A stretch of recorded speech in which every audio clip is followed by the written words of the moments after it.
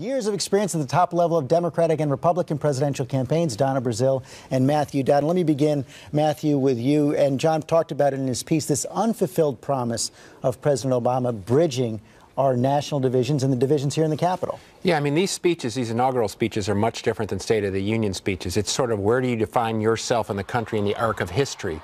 And so he has to lay out a big, broad vision, 10,000 feet vision of that and not get into detail. It doesn't need to be long, but it does need to give people a sense of where the country is and where he broadly wants to go. And they've said they've tried to keep it short. And Donna, special resonance for the presidents today. This is Martin Luther King Day. One of the Bibles he'll be using is Martin Luther King's Bible. Yeah, this is a day of celebration also of Dr. King, his dream, the vision that he had for this country of bringing people together and sharing that brotherhood and sisterhood of love. This is going to be a very special day for those who will return to Washington and those who are coming to Washington for the first time to see our first biracial African-American president. So I believe it's going to be a wonderful day of celebration. And if Dr. King were alive, he would encourage President Obama to continue to pursue the programs that he has pursued over the last 4 years to get people back to work. And, of course, the fact that he is president, President Obama is president, fulfilling part of Martin Luther King's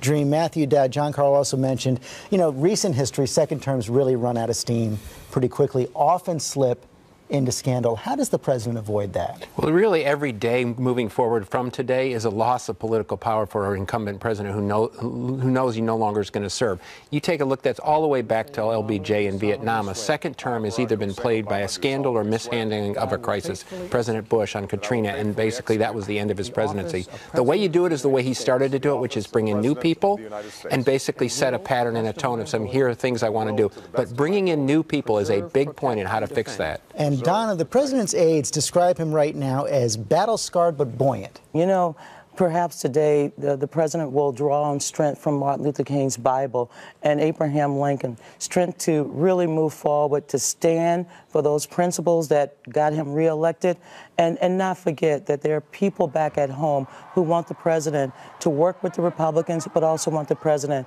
to do what he said he would do to get this country moving again. Okay, Don and Matt, you'll be with us all day long. Thanks very much.